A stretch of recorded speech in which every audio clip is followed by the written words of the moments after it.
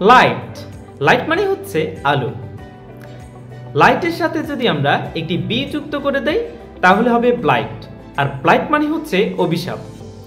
ব্লাইটের beta বাদ দিয়ে যদি আমরা পি যুক্ত করে দেই তাহলে হবে প্লাইট, আর প্লাইট মানে হচ্ছে কঠিন বা করুণ পরিস্থিতি।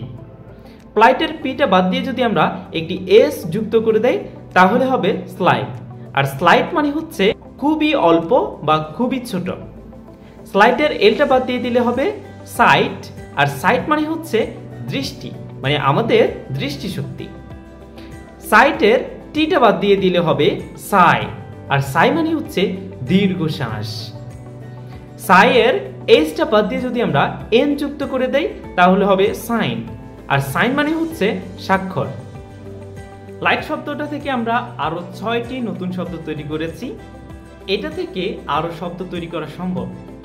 তোমাদের কার মনে কি আসছে তা ঝটপট কমেন্ট বক্সে লিখে দাও।